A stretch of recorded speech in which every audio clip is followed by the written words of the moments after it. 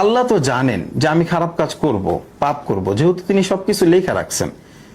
তো তিনি যেহেতু জানেন আমি পাপ করব এবং পাপের পরে আমি পাপের ফল স্বরূপ জাহান্নাম পাবো, তাহলে কেন অনর্থক আমাকে সৃষ্টি করলেন বা কেন এই দুনিয়াতে পাঠালেন? এখানে খুবই কমন আর বেসিক একটা কোশ্চেন এটা। আস্তিক বা ধর্ম বিশ্বাসী মানুষ যারা আছে, আমরা অনেক সময় মজা করে এই ধরনের প্রশ্ন করে থাকি যে আল্লাহ যদি সবই জানেন তাহলে এত কাহিনী করার দরকার। জাস্ট এটা কোশ্চেন সবার আছে, তো জিনিসটাকে আমি একটু এক্সাম্পল দিয়ে বোঝানোর চেষ্টা করি। আপনি জিপিএস অন করে গাড়ি চালাচ্ছেন, এখন জিপিএস আপনাকে দেখাইলো যে বামে গেলে একটা গর্ত আছে, আপনি সেখানে পড়ে যাবেন, আর ডানে গেলে আপনি গন্তব্য পর্যন্ত যেতে পারবেন। এখন আপনি জিপিএস এর কথা মানলেন না, না মাইনা বামে গেলেন আর পড়ে গেলেন। এখন দেখেন জিপিএস কিন্তু আগে থেকেই জানে যে আপনি বামে গেলে পড়ে যাবেন, কিন্তু সে কি আপনাকে বামে যেতে বাধ্য করছে? করে নাই। আপনি নিজের ইচ্ছায় গেছেন আর পড়ছেন। তেমনি আল্লাহ সব জানেন, এর মানে এই না যে আল্লাহ আপনাকে সেই কাজ করতে বাধ্য করতেছেন। আল্লাহ আপনাকে রোড ম্যাপ দেখায় দিয়েছেন, এভাবে যাও, আপনি গেলেন না, এটা আপনার বিষয়। আল্লাহ জানেন না গেলে আপনি পড়বেন, জাস্ট দ্যাট। তো আরো একটা এক্সাম্পল যদি আমরা এখানে নেই, যেমন ধরুন এখন ফিফা ওয়ার্ল্ড কাপের সময় অনেকে খেলা দেখে, তো লাইভ কেউ একজন লাইভ খেলা দেখলো, লাইভ খেলায় সে দেখছে যে মেসি কোনো কারণে সেখানে পড়ছে ফাউলের কারণে, তো সে আবার ভাবতেছে যে ম্যাচের হাইলাইটসটা আমি দেখবো। তো বাসায় গিয়ে এখন বাসায় গিয়ে সে যখন হাইলাইটসটা দেখতেছে, তো এটার অর্থ এটা না যে সে জানে বলে ওইখানে মেসিটা আবার যখন রিওয়াচের সময় মেসি আবার পড়তেছে ওইখানে, সে জানার কারণে মেসি পড়তেছে না। তো মেসির এখানে পড়াটা তার আগে পূর্ববর্তী জানার কারণে মেসি যেখানে পড়তেছে বিষয়টা এরকম না, বরং মেসি সে তার একটা ফাউলের কারণে সেখানে পড়ছে, সেটাই আসল কারণ।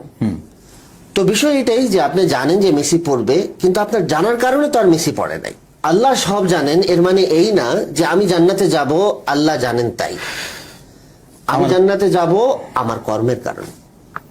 ওকে, তাহলে জানার প্রশ্ন যেহেতু আইসা পড়ছে, আপনাকে একটা প্রশ্ন করি যে আল্লাহ তো যাকে ইচ্ছা তাকে হেদায়েত দেন, মানে এটা হচ্ছে আল্লাহর ইচ্ছার উপরে, তাই না?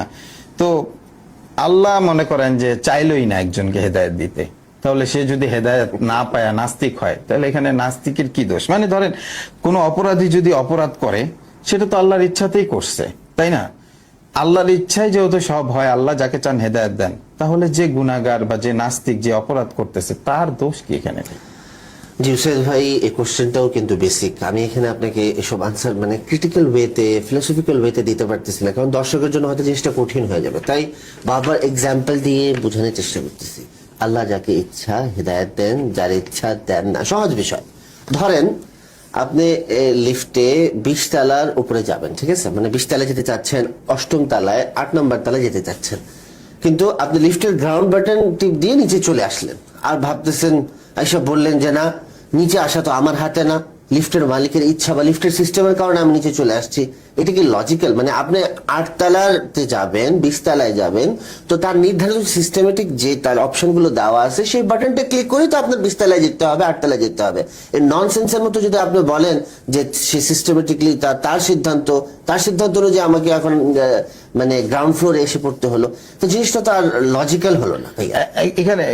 এখানে বিষয় হলো যে আল্লাহ যাকে চান হেদায়েত দেন, আল্লাহ চাইলেনই না, ধরেন আল্লাহই চান নাই, তাহলে এখন দেখেন এই বিষয়টা, মানে আপনি এই জায়গাতে আটকে আছেন। এই বিষয়ে আমি আপনাকে কোট করতেছি কোরআনের একটা আয়াত, যেখানে আল্লাহ তাআলা সুস্পষ্টভাবে বলে দিয়েছেন, ইন্নাল্লাহা লা ইউগাইয়িরু মা বিকাউমিন হাত্তা ইউগাইয়িরু মা বিআনফুসিহিম, যে আল্লাহ কোন জাতির ভাগ্য পরিবর্তন করে না যতক্ষণ না তারা নিজেরা নিজেদের ভাগ্য পরিবর্তনের চেষ্টা করে।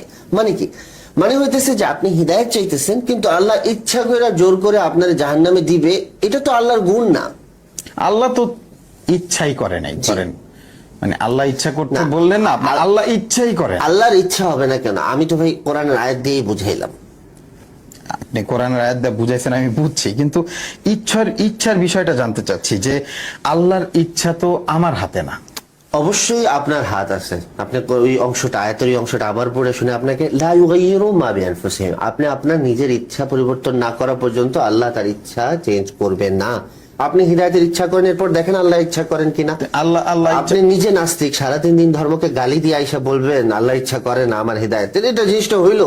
ধরেন যে সরকার আপনারে সোলার প্যানেল দিল আর বললো সূর্য থেকে আপনার ব্যাটারি চার্জ করতে, এখন আপনি এই প্যানেল খাটের নিচে রেখা বলেন যে সরকার প্যানেল দিয়েছে কিন্তু ব্যাটারি তো চার্জ হয় না। আরে ভাই, আপনি সূর্যের দিকে প্যানেল ধরেন না, এরপর দেখেন চার্জ হয় কি হয় না। তো আল্লাহ এই ইচ্ছা বা এই লেখালেখি কোথায় করছে?